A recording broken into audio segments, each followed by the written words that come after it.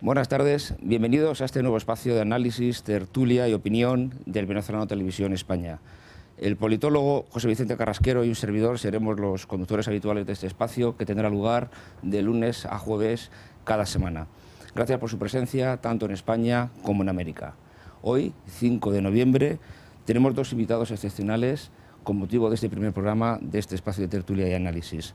Se trata de Leopoldo López, padre de Leopoldo López, el líder opositor encarcelado por el régimen de Maduro, y de Miguel Enrique Otero, presidente editor del Periódico Nacional. Gracias por estar aquí. Buenas tardes a ambos. Muy buenas tardes. Antes de empezar la tertulia, quería, por supuesto, es obligado a preguntar por la salud y el estado de su hijo, de Leopoldo López. ¿Sabe algo al respecto? Sí, afortunadamente le han visitado en las semanas pasadas tanto su madre como su hermana. Le han visto muy bien físicamente, moralmente. Está bastante aislado, totalmente aislado hoy en día. Él está, como alguien lo definió hace poco, en una cárcel dentro de la cárcel. Él está en la cárcel militar de Ramo Verde, pero en un edificio donde el único preso es él. Hay dos edificaciones en esa cárcel, en una hay 180 presos y en la otra está él únicamente.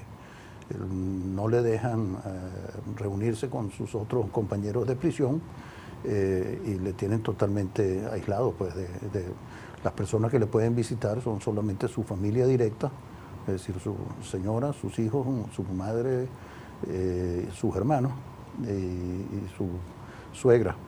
El resto está restringido solamente a la visita profesional de los abogados. Usted, Leopoldo, también está lejos de su país.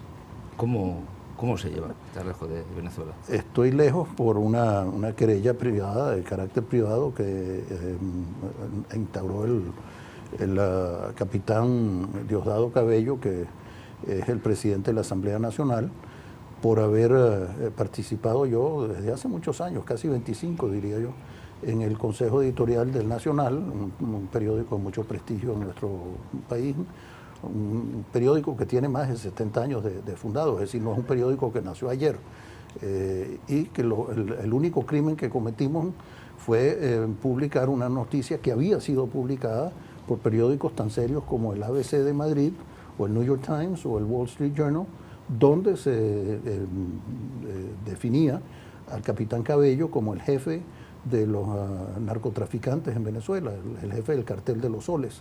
Eso pues indignó al capitán Cabello y él decidió, en lugar de ir a demandar al origen, a la fuente de la información, pues demandó a los más débiles, que son los venezolanos, y fuimos tres medios de comunicación que fuimos los únicos que publicamos esa noticia, como digo, no de fuente original, sino una republicación de la noticia original. Miguel Enrique es el presidente editor del Nacional. Uno a su lado, al lado de un coloso del periodismo en español como Miguel Enrique, se siente aún más chico de lo que es. Te doy las gracias por estar aquí en este arranque de este programa, el primer programa, este día 5 de noviembre. Es un honor para nosotros. También estás fuera de Venezuela, estás también demandado por el régimen. ¿Cuál es la situación en Venezuela en estos momentos? Estamos a pocas fechas de unas elecciones y antes de entrar en materia tenemos unos asuntos muy importantes que tratar hoy, como sabemos. ¿Cuál es la situación allá? ¿Qué noticias te llegan de Venezuela? Bueno, Venezuela está viviendo una catástrofe. Es un país que tiene 200% de inflación, que es la más alta del mundo de lejos, que tiene 60% de desabastecimiento de los productos básicos, que también eso no existe ni siquiera en los países que están en guerra, ni en Siria y eso, que tiene unos niveles de inseguridad que son los mayores del continente, porque en Honduras hay niveles grandes, pero son puntuales. Venezuela es todo el país. Y un régimen que no resuelve ningún problema, que está inmerso en un mundo de corrupción gigantesco, como hoy lo publicó ABC. Entonces los venezolanos están viviendo realmente un país como si hubiera estado en guerra sin que haya estado en guerra. O sea, una situación dramática y, por supuesto, es una dictadura pura y dura que restringe la libertad de expresión a los extremos que todos conocemos, que tiene 70 presos políticos y tiene 2.000 personas en régimen de presentación, o sea, libertad condicional. Son personas que no les tienen un juicio, pero están presos o están en libertad condicional por medidas cautelares de los jueces. Los jueces en Venezuela son como agentes de la policía, entonces ellos, cuando el gobierno les ordena abrir un juicio, dictan medidas cautelares y ponen preso a la gente. El único preso que no tiene medidas cautelares es Leopoldo López, pero vimos lo que pasó con el juicio. Es el único que tiene sentencia. Todos los demás están en medidas cautelares. Es la nueva manera dictatorial de hacer arbitrariedades con la gente desde el punto de vista penal, pero con un manto jurídico, que es que abre un juicio. Medidas cautelares, está preso la persona, pero el juicio no avanza o no existe el juicio y eso no importa. Entonces es una situación bien complicada la de Venezuela. Bien. Miguel Enrique, es una casualidad que solamente sean 3 los medios que publicaron la noticia de Diosdado Cabello. ¿Es un problema de libertad de expresión? ¿Es un problema de que los medios no están en...? Que no hay medios. En Venezuela los medios audiovisuales, por ejemplo, están totalmente autocensurados. El instrumento de extorsión más grande que tiene Venezuela es el CONATEL, que es el organismo regulador de radio y televisión, que tiene suspendidas las concesiones a 800 estaciones de radio y a casi todas las estaciones de televisión. Entonces nadie se atreve a publicar nada, todo el mundo está autocensurado. Claro. Y hay un país donde el 40% del territorio solo tiene acceso a medios oficiales.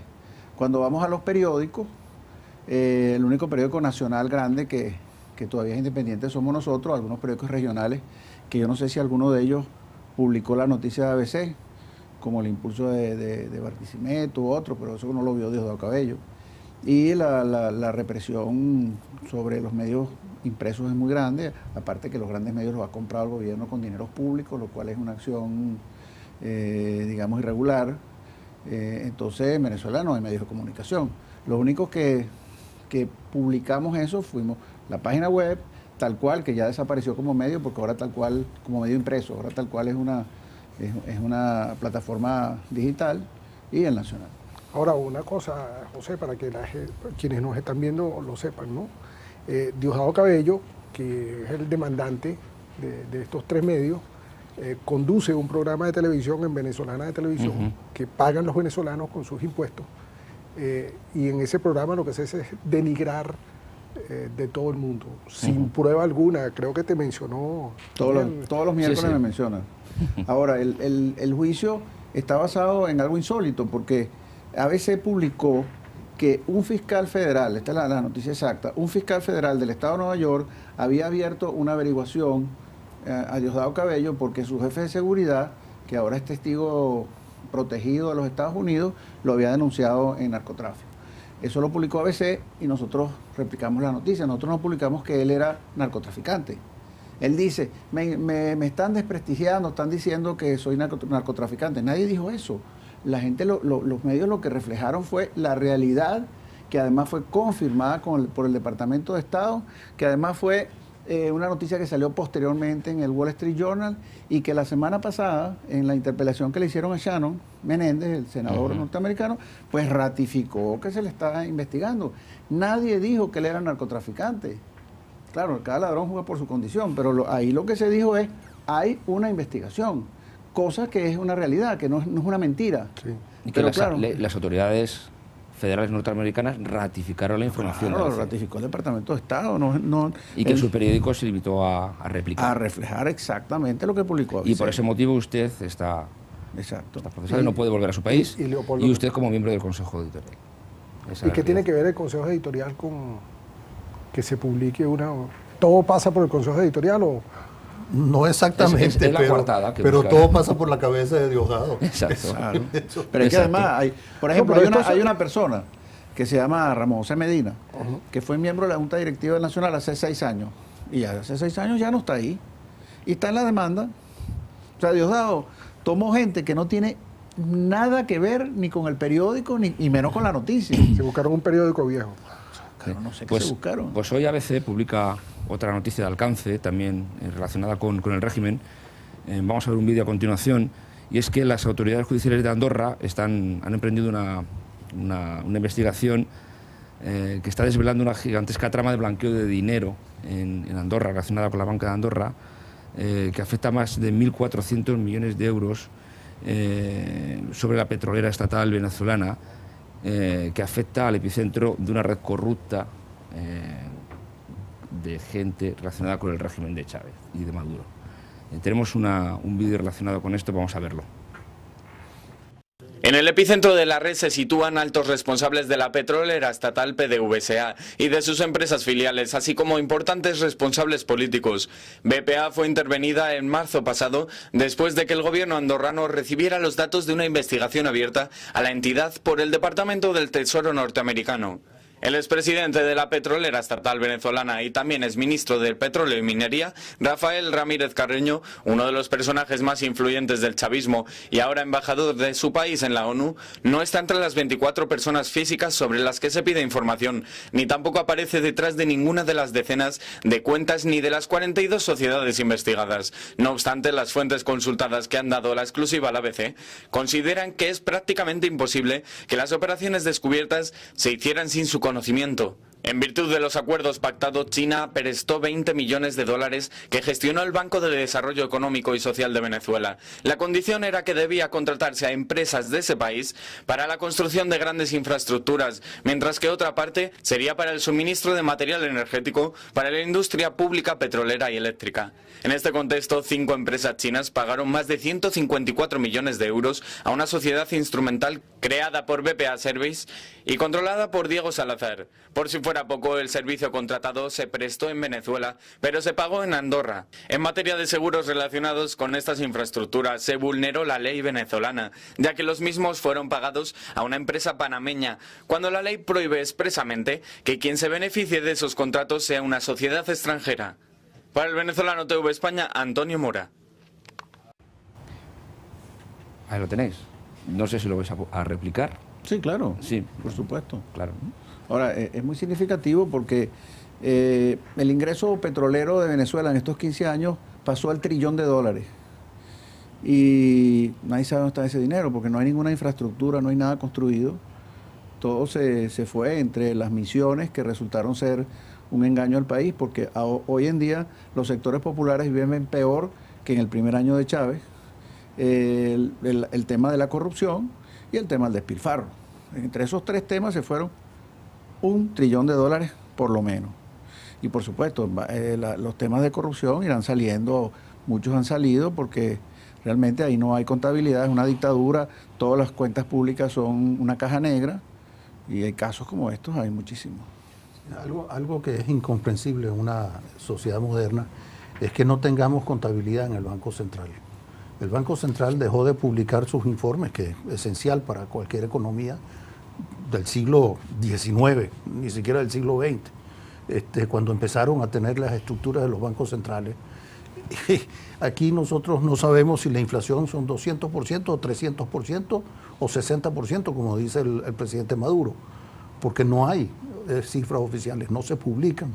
Sin embargo, toda la contratación del Estado está basada en índices que se refieren al índice de los precios al consumidor. O sea, los ajustes deberían de hacerse en función del ajuste que publica el Banco Central. Si no publican, imagínense lo que está pasando en los contratos.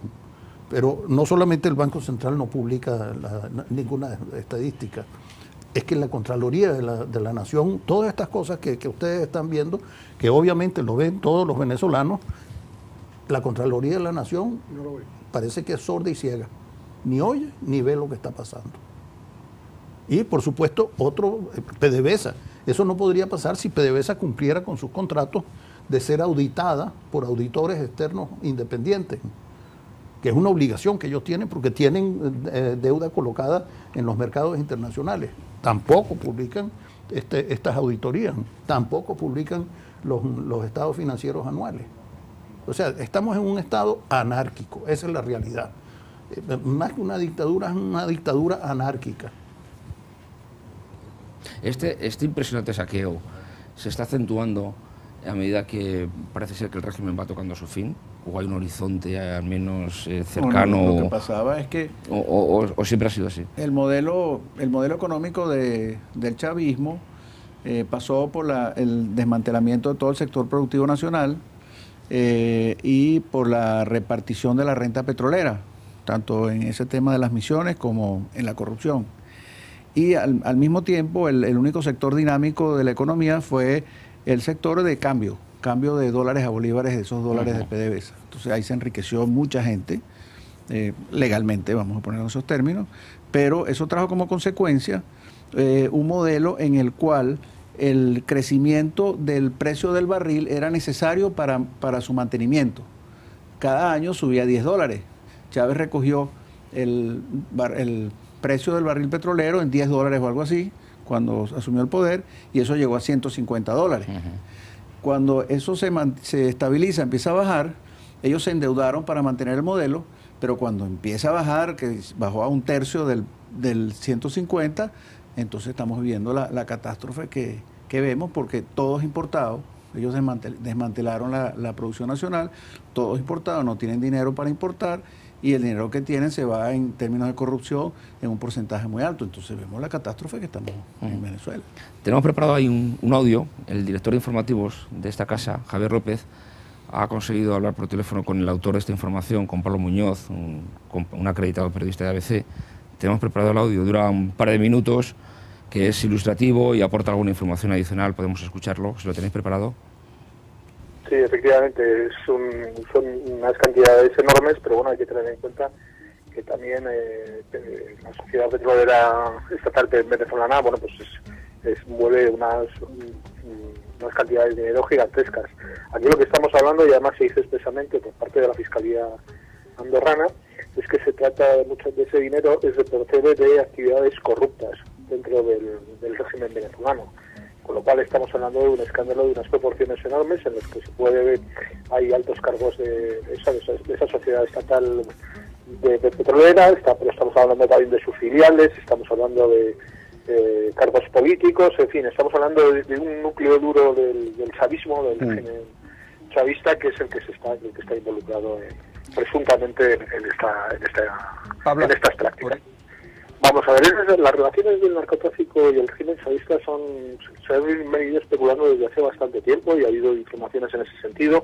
Esta investigación a la que tú aludes, que ya ha salido en Estados Unidos, es evidentemente una prueba, un indicio más de que se ha podido producir.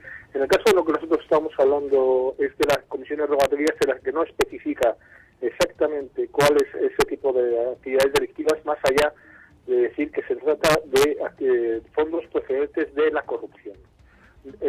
Aquí en las investigaciones que ha hecho el Principado de Andorra no se va más allá, y sobre todo se alude también a esos contratos que hacía la sociedad estatal esta de petróleos, y que luego parece que han dado beneficios para muchísima gente, pero sobre todo para muy poco beneficio para el pueblo venezolano. En este caso su hija no aparece tampoco. Es que, vamos a ver, estamos hablando esta es una investigación que se circunscribe a cuentas corrientes que están en BPA. Quiero decir que ese es el margen de actuación en el que nos movemos. Entonces, sí, por ejemplo, está familiares directos de Rafael Ramírez, el actual embajador de Venezuela en la ONU. Hay familiares directos, hay un primo hermano, hay otro primo. Hay personajes como Diego Salazar, que también, bueno, ocupó altos cargos en la administración chavista y que también es familiar de Rafael Ramírez. Estamos hablando de directores de filiales de la Sociedad Petrolera Estatal. Estamos hablando en fin, siempre de cargos muy, muy, muy importantes y muy relevantes. Eso es, y que eso se les ha podido investigar tanto a ellos porque tienen a título personal cuentas en la banca privada de Andorra, como a través de sociedades radicadas que también tienen cuentas en la misma entidad bancaria. Hay que decir también que, bueno, parte de los movimientos, muchos de los movimientos se realizaban a través de Belice, de Panamá y de las Islas Vírgenes Británicas, que como sabemos, bueno, pues son paraísos fiscales en los que se puede manejar el dinero de forma muy fácil para poder luego blanquearlo. Bueno, yo auguro que no dentro de mucho tiempo un grupo numeroso de personas va a tener orden de detención internacional en Estados Unidos, en Andorra, es que una vez... Es muy complicado porque los delitos los cometieron en Venezuela. Entonces aquí las acusaciones son de blanqueo de capitales, pero donde hay la corrupción es en Venezuela. Y en Venezuela no hay fiscalía, no hay contraloría, no hay Tribunal Supremo, hay una impunidad absoluta. Hay cosas peores que esta. Voy a decir un ejemplo. El año antepasado hubo una refinería que explotó por falta de mantenimiento, la refinería de Amoay, que es la refinería más grande del mundo que está en Venezuela. Eso explotó y hubo una cantidad de muertos, una cosa desastrosa. Después de un año, Ramírez dio una rueda de prensa diciendo que él había descubierto que era un saboteo. Saboteo. Entonces, ¿dónde están los detenidos del saboteo? ¿Dónde está? Nada. Dio la rueda de prensa, un saboteo y más nada. ¿Por qué hizo eso? Porque se habían apropiado del reaseguro. Entonces, al decir que es un saboteo, el seguro no paga. Eso significó una pérdida para Venezuela de 4.000 millones de dólares, cuando el presidente de Petróleos de Venezuela dice que es un saboteo y no mantiene el tema del mantenimiento. Y la Asamblea Nacional no abre una investigación. No, nada, nadie. Para ver, bueno, de dónde viene el saboteo, vamos a investigar, pues vamos a meter de... Ni la policía, nadie. Es que es evidente, cuando se está hablando de las cifras que hemos hablado y que hemos oído en estos documentales, es evidente que no pasa por niveles intermedios ni bajos. Estos son las cabezas que están manejando esto. No se pierden 1.000 millones de dólares sin que la gente no se dé cuenta. O sea, alguien muy, muy responsable, desde el presidente de la República, tiene que saber lo que está pasando. Claro. Aquí no puede excusarse a nada. Lo que sí que está claro que hay asuntos que sí que trascienden en Venezuela y es el asunto del narcotráfico. Hoy se ha vuelto a producir se ha reiterado de nuevo acusaciones contra Diosdado Cabello. Tenemos un vídeo que hemos emitido en el informativo, de nuevo referido a Diosdado Cabello y su supuesta vinculación con el narco. Aquí lo tenemos. Francisco J. Cardona, autor de los libros ¿Por qué Dios ama a los bandidos y el narco rescatado del infierno?, destaca que Diosdado Cabello sería el líder del cartel de los soles en Venezuela, ratificando la información que diversos medios internacionales publicaron meses atrás y por lo que ahora enfrentan una demanda por el propio Cabello, quien no ha desmentido tajantemente los señalamientos. J. Cardona reveló que el fallecido Hugo Chávez, así también como su sucesor Nicolás Maduro, sabían de ese negocio que estaría liderando Cabello, asegurando además que ambos mandatarios venezolanos participaban del multimillonario tráfico de drogas. Cardona, quien dedicó 35 años de su vida al narcotráfico como distribuidor de droga en el cartel de Medellín, sabía todos estos detalles mucho antes de que la comunidad internacional los escuchara por primera vez. Por su liderazgo como narco recibió varias sentencias y asegura que en una cárcel de los Estados Unidos conoció a quienes serían sus fuentes claves en el desmenuzamiento de la red encabezada por el actual número 2 del chavismo, siendo este junto a militares, quien a juicio de Cardona permitían salir del país los cargamentos de droga. Estas declaraciones se producen luego de que el subsecretario de Estado para Asuntos Antinarcóticos de los Estados Unidos, William Brownfield, asegurara que Venezuela sería un territorio fértil para el tráfico de drogas. Es preciso destacar que el cartel de los soles, cuyo nombre evoca el emblema con el que son condecoradas las élites de la Fuerza Armada Bolivariana, es el nombre de una organización criminal conformada por narcotraficantes en colusión con militares y tendría en el país caribeño el monopolio del tráfico de drogas. Para el Venezolano TV, Emmanuel Villalobos. Ignoro cuál es la credibilidad de este señor Cardona, pero la víspera la administración norteamericana reiteró la implicación de Venezuela, la implicación de Venezuela en el narcotráfico, y parece ser que Diosdado Cabello sí que tiene un problema de futuro, una vez que el régimen de Maduro termine por implosionar, ¿no? Y parece que el horizonte penal de Diosdado Cabello con la administración norteamericana sí que es delicado, ¿no? Bueno, lo cierto es que dicen que es difícil esconderse ahorita en el planeta, ¿no? Ahora, como decía Miguel Enrique, para eso hace falta que tú logres reinstitucionalizar un país donde las instituciones son secretarías del partido de gobierno. Es una situación de mucha debilidad que, bueno, hace que yo le iba a comentar a Leopoldo que, por ejemplo, yo recuerdo claramente en el año 2002 a Hugo Chávez haciendo una cadena nacional para quitarle penas para que no hubiese imputaciones contra los pistoleros. Ya llegaron a Caracas. Y para acusar a los policías metropolitanos en un juicio totalmente creado, así como fue creado el juicio de Leopoldo.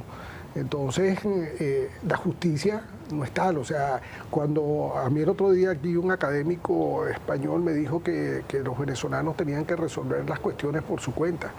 Yo le digo, mira, la libre determinación de los pueblos, la autodeterminación de los pueblos en dictadura se ve bastante fregada, ¿no? Y es casi que imposible. Y es por este tipo de cosas, ¿no? Leopoldo está preso por nada. Leopoldo está, hay que decirlo, antes de esta acusación había sido previamente, ¿cómo se llama esto? Inhabilitado. Inhabilitado. Bueno, ¿por qué no nos cuentas tú cómo fue esta...? Sí, Leopoldo fue, después de haber tenido una reelección muy exitosa en la alcaldía de uno de los municipios de Caracas, de Chacao, él ganó la primera vez con algo más del 50%, 52 o 54%, pero la reelección la ganó con más del 80% de los votos. Fue considerado un buen alcalde a nivel popular, y cuando se preparaba a lanzarse a nivel de la alcaldía metropolitana, que es como la alcaldía superior de la metrópolis de Caracas, el gobierno le inhabilitó sin juicio, directamente con una orden administrativa de la Contraloría de la República. Él le peleó esta inhabilitación ante la Corte Interamericana de Derechos Humanos y ganó. Le ganó al Estado venezolano, y la Corte Interamericana obligó al gobierno venezolano a restituirle todos sus derechos, cosa que ignoraron, y le impidieron no solamente participar en la elección de la alcaldía metropolitana, sino posteriormente, unos 2 años después, cuando fue precandidato para la presidencia de la República, aún no le habían reintegrado sus derechos. Por lo tanto, él se retiró y apoyó a uno de sus contendores, pero que era el con el que encontraba más afinidad, que fue Enrique Capriles.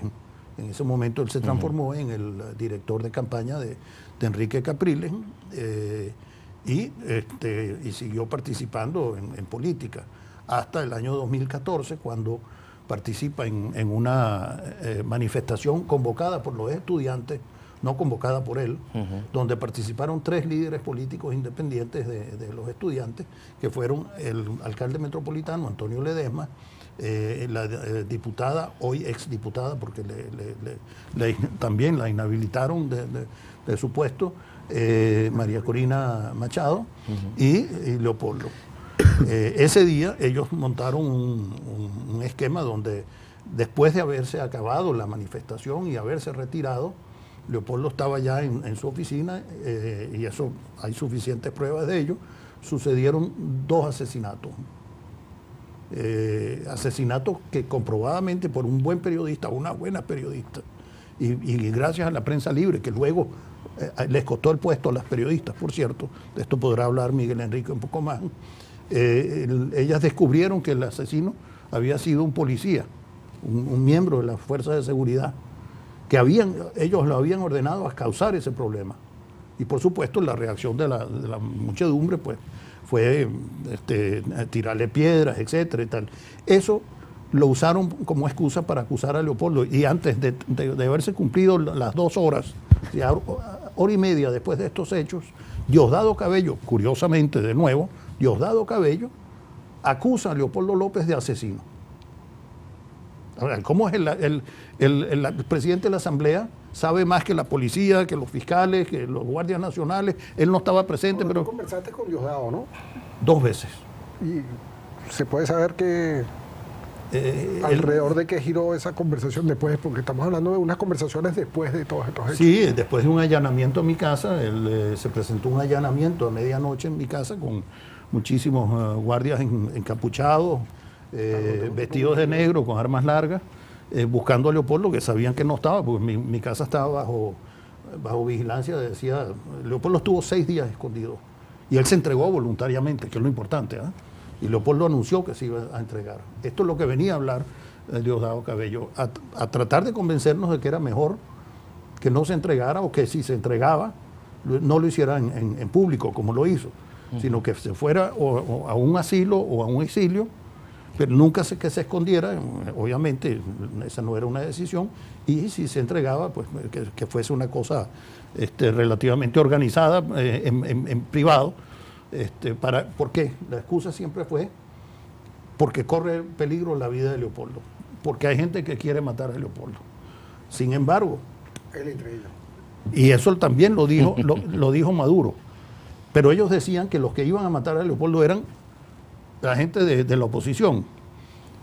Cuando nosotros, esto fue en la casa a las 2 de la mañana, 3 de la mañana, Lilian, la esposa de Leopoldo, Antonieta, mi señora, la mamá de Leopoldo, y yo, dijimos, bueno, pero ¿qué pruebas tiene usted de esto? Dice, bueno, la verdad es que tenemos muchas conversaciones grabadas, etcétera, y tal, y también corre el peligro porque hay muchos locos sueltos, usted sabe, los colectivos, etcétera. Total, que bueno, vamos a decir que él quería convencernos de esta situación. Maduro lo ha anunciado también en los programas de televisión, ante lo cual Leopoldo decidió hacer una petición formal a la Fiscalía de la República, donde se indague al señor presidente de la República, Maduro, para que delate quiénes son los que están detrás de un complot contra su vida. Porque él tiene la obligación como empleado público de decirlo. Hasta ahora no ha pasado nada. Bueno, pero ahí agarrando, Miguel Enrique, uno puede especular que lo que ha habido contra Leopoldo es una persecución contra un líder político emergente, que a estas dictaduras ellos tienen inhabilitados a todos los posibles candidatos presidenciales. Leopoldo está preso con una sentencia de 14 años. María Corina Machado está inhabilitada. Antonio Ledesma está preso indefinidamente, porque además es por medidas cautelares. Medidas cautelares no tiene límite. Manuel Rosales está preso también con medidas cautelares. A Enrique Capriles andan haciendo una investigación para inhabilitarlo. O sea, es un país donde las salidas democráticas las van cortando. O sea, las elecciones de diciembre son unas elecciones marcadas por el fraude electoral, son unas elecciones donde ellos han ido preparando la asamblea para que sea una asamblea muy débil, y las elecciones presidenciales en el 2017 las preparan con los posibles candidatos inhabilitados, que no pueden ser candidatos. Entonces ellos utilizan lo que no utilizaban las dictaduras bananeras. Las dictaduras bananeras eran brutales, era la arbitrariedad total. Estos montan una especie de edificio de parapeto judicial para hacer lo mismo, pero haciéndole creer a la gente que son los tribunales, que son los juicios, que es la dinámica de la sociedad, pero en la práctica hacen exactamente lo mismo. ¿Y con la juez nunca tuviste oportunidad de hablar? No. Ella nunca, que yo sepa, nunca habló con nadie. Ella entraba, cuando estaba todo el mundo ya en la sala de audiencia, pasaba directo a su asiento, ahí te ordenan levantarse cuando ella entra, se sienta todo el mundo cuando ella se sienta, y bueno, yo tuve el honor de ser excluido por voluntad de la juez Barreiro del tribunal, por intentar hacer público lo que es obligatorio en Venezuela. Los juicios en Venezuela deben ser orales y públicos. Ciertamente el de Leopoldo fue oral, mas nunca fue público. Entonces yo intenté grabar, y gracias al apoyo que me dio pues los medios de comunicación del Nacional, se pudo hacer público al menos una de las grabaciones. Esto es la única grabación de ese evento. Ese evento ha debido ser público. Es curioso porque cuando el teniente coronel Chávez estaba preso, él pedía, y yo tengo las cartas, es decir, las copias de las cartas, le pedía al fiscal de la República, Escobar Salón, que por favor le dejaran ir a la televisión, o sea, que le llevaran a las cámaras a la cárcel, para él explicar su causa. Sí. Entonces, lo que era bueno para Chávez, no puede ser bueno para Leopoldo. Por eso es que son dictaduras. Y en este contexto, estos días preparando el programa con José Vicente, yo le veía muy optimista de cara a las elecciones del 6 de diciembre, y las informaciones que llegan de Venezuela, los índices de las encuestas, que dan una amplia ventaja a la oposición. Yo no dejo de expresar mi escepticismo. Vosotros, Miguel Enrique, tu amplia experiencia periodística, tu posición de presidente editor del Nacional, que es el gran referente informativo del país, ¿tú qué auguras para el 6 de diciembre? Miguel Enrique es matemático también. O sea Pero que de números sabe. Ellos tienen un fraude. En Venezuela hay un fraude estructural que fue construyendo el régimen, que son 15, 20 puntos que operan con tiempo antes de llegar a una contienda electoral. Eso le da a ellos una ventaja de 15, 10, 20 puntos, independientemente de lo que sea el resultado. Y para pasear algunos, porque son muchos aspectos, por ejemplo, todos los empleados que cuidan los votos, que son muchísimos, que son funcionarios del Consejo Nacional Electoral, son militantes del PSV. Pero además, todos los militantes del PSV que cuidan los votos como testigos son funcionarios del gobierno. Entonces tienen un ejército de gente que son militantes del PSV y funcionarios del gobierno, con una orden de intervenir los resultados. La oposición no tiene suficiente fuerza para tener testigos en todas las mesas, porque además ellos han dispersado las mesas, ellos han duplicado el número de mesas, con una argumentación de la comodidad de la gente, en fin, siendo los votantes igual o menos que antes, porque además hay 1.300.000 venezolanos que se fueron. Entonces, igual o menor que antes, ellos han duplicado el número de mesas para que la oposición no pueda controlar las mesas. Entonces, claro, a la hora de la votación pasan tres cosas. Uno, no hay el testigo de la oposición. Dos, lo puede haber, entonces los colectivos lo asustan para que se vaya. O tres, el testigo de la oposición, un tipo con necesidades, llega un funcionario del gobierno, le dice, te voy a dar $1.000 o el equivalente, tú a las 7 de la noche te desapareces. Entonces, si han votado, porque la gente le echa la culpa a las máquinas no hacen trampa, eso no existe, hace trampa la gente. Entonces, si van a votar el 60% de las personas en una mesa, el otro 40% que no fue a votar, como ya no es el testigo de la oposición, pues aparece esta gente, y ponen la huella, nadie va a controlar ni la huella, ni la firma, ni nada, además destruyen los cuadernos y aparecen un porcentaje mayor. Van dos veces que mencionamos colectivos, y como tenemos una audiencia... Sí, son los paramilitares del régimen que tienen permiso de porte de armas discrecional y que son violentos y aterrorizan a la población. Bueno, esto que describí es un aspecto. Aspectos como ese hay 15 o 20, que suman una ventaja de 15 o 20% de la votación. Yo creo que la oposición tiene más que eso de ventaja, y lo dicen todas las encuestas, lo cual le permite en un escenario razonable ganar la asamblea con mayoría simple, no con mayoría calificada. ¿Qué significa eso? Que si gana con mayoría simple, todas las leyes que ha aprobado el régimen, que son leyes orgánicas, no se pueden modificar porque necesita mayoría calificada, no puede destituir al fiscal, no puede destituir al contralor, no puede destituir, en fin, todo lo que son el régimen, la esencia del régimen. Pero además de eso, ellos han reforzado con unos abogados chavistas muy militantes el Tribunal Supremo, de tal manera que si esa asamblea con mayoría simple aprueba leyes que a ellos no les gustan, el Tribunal Supremo declara que son inconstitucionales y las borra. Eso no quiere decir que no sea importante ganar la asamblea. Es muy importante porque es un foro político, ahí va a haber un escenario de oposición al gobierno muy importante, pero no va a cambiar el régimen. Yo me aterro cuando veo alguna publicidad que dice, después del 6 cambia todo, o salen los presos políticos. Yo, sinceramente, con un escenario así no veo que cambie todo. Cambian algunas cosas y es importante, pero no cambia todo. El régimen va a seguir. Y sigue para unas elecciones presidenciales en el 2017 con este tema de los candidatos que ya describí. Sin candidatos. Sin candidatos. Sin candidatos con fuerza. Sí. ¿Tú, Leopoldo, estás de acuerdo? Sí, bueno, yo diría que parcialmente sí, en cuanto a la poca claridad de nuestras elecciones, a las ventajas. Y para muestra un botón, yo pasé casi 10 años, en los últimos 10 años, fallecido para el registro electoral.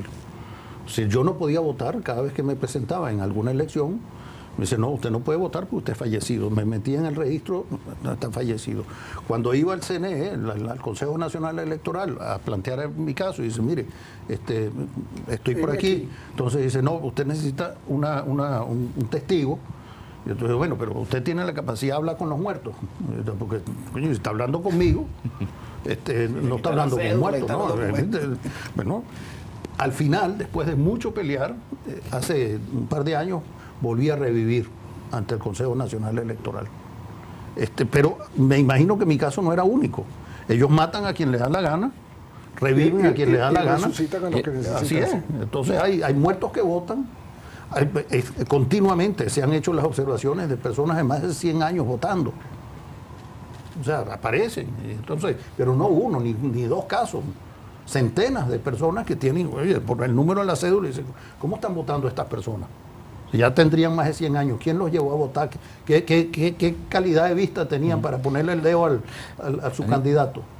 José Vicente, que me está enseñando mucho de todo esto, no para de comentarme que se está conteniendo la frustración popular gracias a que hay un horizonte muy cercano de votación de elecciones el 6 de diciembre. Si el 6 de diciembre no contempla una victoria clara de la oposición y no hay un vuelco democrático en la Asamblea, ¿no prevéis que la calle, hay un estallido social en la calle? Puede pasar cualquier cosa. Sí. Mira, la manipulación que te auguras no puede convertirse luego en un estallido popular. Claro, porque además el descontento es gigantesco. Mira, hay 90% de gente que quiere cambio. El presidente es rechazado por el 80% de la población. Exacto. Entonces, hay algo que en una mayoría de la oposición, vamos a suponer que es una mayoría de la mitad más uno, lo primero que cambia, que no es una gran cosa, pero es un cambio importante, es que el presidente de la Asamblea ya no va a ser Diosdado Cabello. Y eso ya es importante, claro. De suyo es una cuestión muy importante. Sí. Y segundo, que la agenda legislativa ya no va a ser esta lenidad con que la Asamblea Nacional ha manejado las cosas. Ya Miguel Enrique había mencionado lo de la explosión de Amuay, que no fue investigado por la Asamblea Nacional, y así hay cantidad de cosas que la Asamblea Nacional hace mutis por el foro. Entonces, el hecho de que la Asamblea Nacional tengas ya un presidente que no es Diosdado Cabello y que es alguien de la oposición y que además reconduzca la agenda de la Asamblea Nacional, bueno, introduce ahí un factor que, bueno, habría que ver cómo se capitaliza en una situación de altísimo descontento. Porque yo creo que básicamente el problema de Venezuela ahorita es un problema de orden social, donde hay demasiado malestar que requiere que la gente sea resarcida de alguna manera. Y a mí me da la impresión, María Corina lo declaró hace una semana o algo así por el estilo, yo coincido con ella, que se siente un ambiente muy similar al de 1998. Un ambiente de descontento, un ambiente de frustración, un ambiente de cambio. Y yo creo que eso va a tener una fuerza muy importante el 6 de diciembre. Yo particularmente descarto la posibilidad de que el chavismo gane la Asamblea Nacional. Creo muy probable que se obtenga una mayoría. Sí, que lo único cierto es que el chavismo no puede ganar limpiamente esa elección. Todo lo demás es imponderable. Sí, claro, y que si hubiese una victoria, si se diera una victoria del chavismo, uno tendría que decir que hubo trampa. Bueno, básicamente porque por primera vez en mucho tiempo, todas las encuestas en el país están coincidiendo en que hay una ventaja considerable de la oposición sobre el chavismo. Y esto va a traer consigo además que el chavismo no está tampoco muy estimulado para votar, no tiene mucha... Bueno, porque al final las misiones se diluyeron, ¿no? Las misiones eran los sábados, comida, fiesta, dinero, todo eso se diluyó, nada de eso existe en este momento. Entonces, la molestia de la gente con Maduro, y ahí siempre hago la advertencia, porque casualmente una encuesta publicó una cifra la semana pasada donde Chávez todavía mantiene 60% de popularidad, que es una cuestión brutal, dado el desastre que estamos viviendo.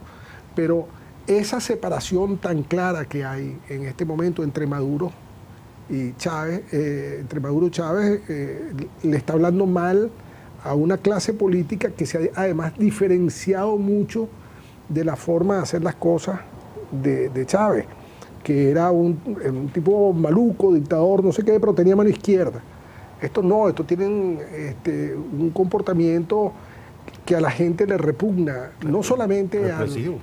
¿Ah? Represivo. Sí, y además es represivo repulsivo. Repulsivo también. Porque bueno, nada más hay que ver a este señor en el Mazo Dando, hablando de la forma que habla, y yo no creo que ese programa tenga más del 3% del share. No, y estamos hablando de la emisora de televisión más importante del país. Es como hablar de televisión española, pues es una cuestión que llega a todos los rincones del país con los mejores aparatos, con los mejores equipos, y los tipos no logran tener audiencia. Pues en este ambiente de tensión creciente acaban de llegar a Caracas varios eurodiputados españoles en una llamada misión exploratoria, a ver qué se encuentran allí. Tienen la confianza de establecer contacto con representantes de la oposición y del régimen. Tenemos preparados 2 vídeos, vamos a ver qué es lo que está pasando allí. Vamos a verlo. Ya llegaron a Caracas los diputados del Parlamento Europeo que visitarán durante 4 días Venezuela. Como explicó uno de los 3 eurodiputados que integran la misión, Gabriel Mato, esta es una visita exploratoria en la que esperan reunirse con autoridades como Nicolás Maduro, el Consejo Nacional Electoral o la Fiscalía, además de con otros actores de la realidad venezolana. Muchos órganos oficiales y por otra parte también pues a la sociedad civil, diputados de la oposición, diputados del gobierno, cámaras de comercio, periodistas, es decir, lo más amplio posible, lo que queremos es tener una visión global de la situación.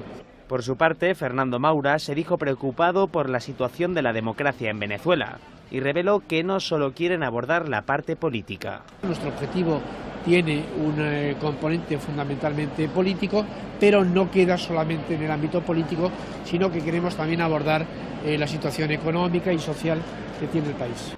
Aún así, la agenda de los eurodiputados sigue abierta, ya que hasta el momento no han recibido respuestas del Ejecutivo o el Parlamento venezolano para que las reuniones se concreten en esta visita. Y tampoco tienen claro si el viernes podrán reunirse con el alcalde Ledezma en su residencia, donde permanece recluido bajo arresto domiciliario. La Eurocámara confía en que una delegación completa pueda viajar al país caribeño luego de las elecciones parlamentarias fijadas para el 6 de diciembre. Pocos meses atrás, Diosdado Cabello, presidente de la Asamblea Nacional, hacía mención a los eurodiputados en su programa Con el Mazo Dando, preguntándose por qué querían venir a Venezuela. ¿Por qué quieren visitar a Venezuela? Es la gran pregunta. Pero es el resultado de las mentiras de los dirigentes de la oposición y de los autoexiliados cuando viajan especialmente hacia Madrid. Pero también vienen porque son parte de la ultraderecha mundial y que están muy vinculados con intereses oscuros en contra del país. Por cierto, quieren reunirse con Ramón Guillermo Veledo, con Aleja El Chugo, con el Majunche Lechero y con María Machado. Por supuesto, no perderán la oportunidad para el show. Visitarán a Antonio Ledezma y al monstruo de Ramo Verde. Al sol de hoy, en su página web, él mismo se da respuesta y ofrece una visión revolucionaria sobre la biografía de Fernando Maura y Gabriel Mato. Fernando Maura, en sus palabras, fue quien ofreció apoyo al monstruo de Ramo Verde cuando realizó la huelga de hambre. Brindó apoyo a Mitzi de Ledezma cuando visitó Madrid el pasado mes de octubre. Gabriel Mato apoyó la aprobación de la resolución del Partido Popular Español contra la supuesta represión en Venezuela, solidarizándose con Julio Borges, Antonio Ledezma y el monstruo de Ramo Verde. Entonces, Fernando Maura y Gabriel Mato, según palabras de Diosdado Cabello, diputados al Parlamento Europeo, llegan a Venezuela como parte del plan de la ultraderecha para sabotear las elecciones parlamentarias del próximo 6 de diciembre. En Venezuela diríamos, ¿tienes miedo, Diosdado? Para el venezolano TV España, Carlos Angola. Pues esa es la bienvenida de Diosdado. Bueno, sí. No aceptan la observación internacional, no, lo de UNASUR, que era lo único que ellos aceptaban porque son sus amigos, se les ha ido cayendo porque no vetaron al emisario de Brasil. Brasil dijo que si lo vetaban no mandaban a más nadie. Santos protestó también por lo de Brasil. Uruguay dice que ya no hay tiempo, entonces se va a quedar sin observación internacional. Mira, no sé. El colmo del desparpajo, José, es que Tibisay Lucena dice que la observación internacional es turismo electoral. Y entonces ellos llevan, el CNE invita a una cantidad de personas que ellos llaman acompañantes, que no, la única función es decir que hay alguien de afuera y que observando las elecciones que no las observan, porque además no pueden escribir nada, no pueden mandar nada, no pueden hacer ningún informe. Ese es el verdadero turismo electoral. Además muy costoso, porque no vienen volando no vienen volando en ¿cómo se llama? Vienen en patinetas. A muchos los mandan a buscar con los aviones de PDVSA, a otros los traen en primera o en business class. Es un turismo verdaderamente de lujo el que traen. Y que ahora, fíjate que me llamó mucho la atención en las imágenes que estábamos viendo, que de los micrófonos que estaban entrevistando a los eurodiputados, no había ningún medio de comunicación venezolano de los importantes, pues no estaba ninguna televisora importante, y pude distinguir, no vi muy bien, pero distinguí claramente a Radio Caracol de Colombia, Radio RCN de Colombia, y al otro fue a NTN 24 también, que es una emisora internacional que transmite desde Colombia. Y eso te da una idea, una sensación de cómo, lo que dijo Miguel Enrique antes, pues esas 800 licencias suspendidas de radio y otras de televisión que también están en el limbo, hacen que la noticia no exista, pues la noticia no se cubre, más que por este método burdo, sesgado, primitivo que usa Diosdado Cabello, y que en su misma expresión, yo por supuesto no quiero asesorarlo porque quiero que lo siga haciendo, le está diciendo a la gente: lo que yo estoy diciendo es mentira, lo que yo estoy diciendo, bueno, ese papel que estaba leyendo que parecía que se lo hubiese escrito Mario Silva, ¿no? Bueno, es que él no tiene ni vocabulario ni cultura para hacer ese programa él solo, y lo ha llevado a hacer un programa de 3 horas. Ahora, entonces tiene que leer papelitos porque no lo puede hacer. Ahora, a mí lo que me da risa es que él habla de la extrema derecha y él vive en un verdadero palacio. Y cuando estamos hablando de un verdadero palacio, la casa donde vive este señor tiene fácilmente 2.000 metros cuadrados de construcción. Y ante la perspectiva de fraude electoral masivo, ¿se ha podido plantear la oposición la hipótesis de no concurrir a las elecciones? Porque es que... No, ya eso lo probamos y eso fue el desastre más grande. Una vez pasó eso.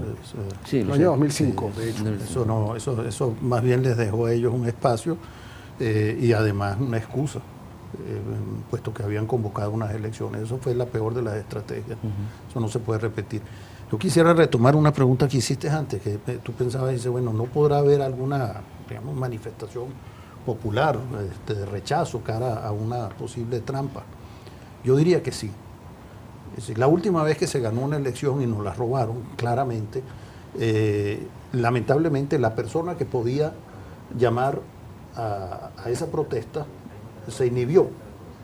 Es decir, no, como decimos nosotros, no ganó, pero no reclamó el triunfo. Eso, lógicamente, era porque era una elección unipersonal, era presidencial. Ahora resulta que son muchos candidatos, muchas circunscripciones. No todos, muchos dolientes. No todos van a ser cobardes. Más de uno va a decir, mira, si me la roban, la cobro. Y eso que lo tengan muy en cuenta el gobierno. Porque ellos están pensando que esto va a ser arrasar y mesa limpia, y que no pasó nada. No, yo creo que ahora sí viene gente brava. Ya está diciendo el gobierno que en caso de no ganar, montar una especie de una suerte de comité cívico-militares o algo así, está diciendo que es una suerte de golpe encubierto. Él echa para adelante y para atrás, ya dijo que no, que él se iba a reunir con... En diálogo.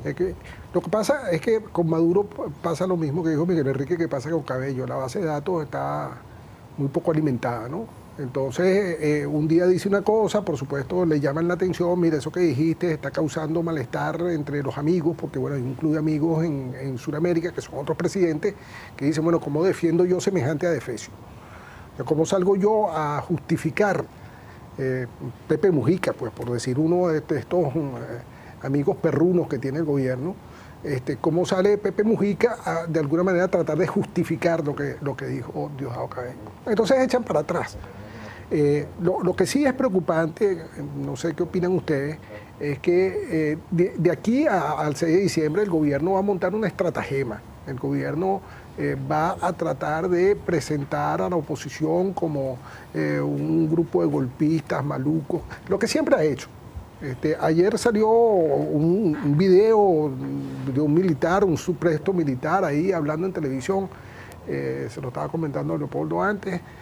Miren, yo de verdad que lo vi con mucho escepticismo, porque para empezar no es el momento. En Venezuela decimos que en mano ganada no se tranca, ¿no? Y esto es un asunto donde la gente, el venezolano común ha hecho un esfuerzo muy importante de resistir lo que le está pasando, por eso que tú dijiste antes, pues porque la gente tiene en el horizonte una vía, una manera de expresarse y de salir de esto. Por cierto que hay una frase por ahí muy famosa que dice: con votos llegamos hasta aquí y con votos saldremos de aquí. Y casualmente la frase es de un chavista. Que si está diciendo eso, tú no lo puedes tomar precisamente como que él va a votar por Chávez. Y por último, para darle la palabra a ustedes, hay una página muy famosa en Venezuela que se llama Aporrea. Aporrea.org se ha convertido en una página de la oposición. Ahí uno ve cantidad de personas que dicen seguir siendo chavistas, denigrando de la política económica del gobierno, denigrando del presidente, denigrando de la famosa guerra económica, diciéndole a Diosdado Cabello que esas no son las formas de hacer. Oye, ya cuando los partidos empiezan a tener oposición de ese tipo dentro del mismo partido, uno tiene que preguntarse cuál va a ser el resultado en el momento de las elecciones. Estamos agotando nuestro tiempo. Tienen un turno de palabra antes de despedir este primer bloque. Bueno, dos anotaciones. Una sobre los micrófonos que aparecieron allí. Son dos emisoras colombianas, pero que curiosamente les tienen prohibido transmitir en Venezuela. O sea, nosotros desde Venezuela no podemos recibir su señal. Esa señal se recibe vía streaming desde Colombia, pero no se puede recibir en Venezuela, porque precisamente por dar noticias que dispusieron al gobierno, lo sacaron. Y lo segundo, que en Venezuela tenemos una cosa muy grave, creo yo, que es que desde el gobierno de Chávez se involucró a la Fuerza Armada como una fuerza política. En primer lugar, se le dio voto, que no lo tenían, los militares no votaban, ni participaban activamente en la política. El presidente Chávez cambió eso, precisamente para atraer todo ese... Porque es muy fácil controlar los votos en un cuartel. O sea, metes a los soldados, los pones a votar y revisa después los resultados, a ver, mira, aquí y vamos a buscar quién fue el que votó distinto, ¿no? Lamentablemente, eso está pasando. Yo creo que los países civilizados, normales, mantienen a los militares fuera de la política. Es una tentación enorme, porque siempre los países civilizados, las Fuerzas Armadas están al servicio de la sociedad civil, no conjuntamente con la sociedad civil. Sí. No participan en la dirección, ellos participan en la defensa. Y es peligrosísimo cuando vienen estos políticos y empiezan a mezclar a militares dentro de la política activa. Sobre todo si son militares activos. Miguel Enrique.